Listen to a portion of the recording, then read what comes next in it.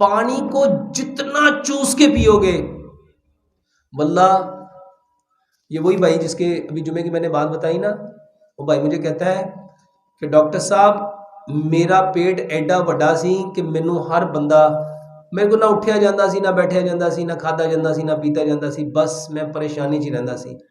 اور میں کل اس سے ملا، وہ مجھ سے بھی پتلا ہے۔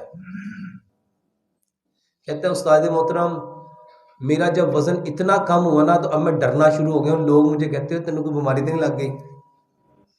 کہتا ہے لیکن ایک بات ہے استاد محترم، میں جس سے ہاتھ ملاتا ہوں نا وہ ایک ہی چیکا مارن لگ پیندا ہے۔ کہتا ہے کنی جان ہے تیرے چ۔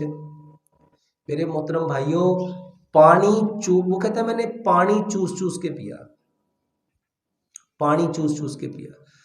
ابن خلدون نے تاریخ لکھی، اس کے مقدمے میں وہ لکھتے ہیں جو بندہ جس جانور کی طرح کھاتا اور پیتا ہے اس کا بدن بھی ویسے ہی بننا شروع ہو جاتا ہے،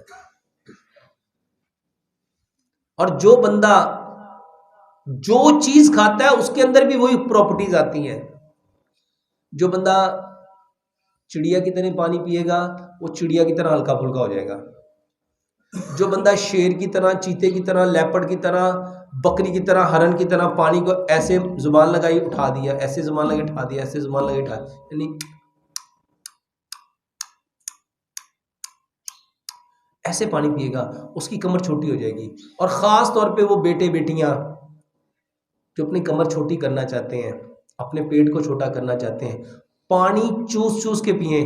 یوسف تیبی صاحب نے مجھے یہ حدیث بتائی، یوسف تیبی صاحب نے مجھے بتایا کہ نبی صلی اللہ علیہ وسلم کے پاس ایک شخص آیا، وہ آ کے کہنے لگا یا رسول اللہ صلی اللہ علیہ وسلم میں پانی پیتا ہوں مگر سیراب نہیں ہوتا، میں پانی پیتا ہوں مگر سیراب نہیں ہوتا۔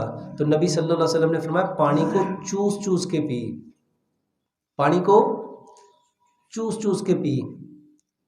میرے محترم بھائیو جو بندہ پانی چوس چوس کے پیے گا، یعنی چھوٹے چھوٹے چھوٹے چھوٹے سپ لے گا، ایسے منہ پہ لگایا، اتنا چھوٹا چھوٹا چھوٹا چھوٹا، واللہ پہلے 3 سے 5 دن سے 7 دن یہ مشکل ہوں گے۔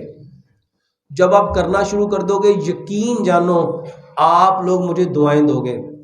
میرے ساتھ نا جمعے پہ ایک شخص جاتا ہوتا تھا، وہ حافظ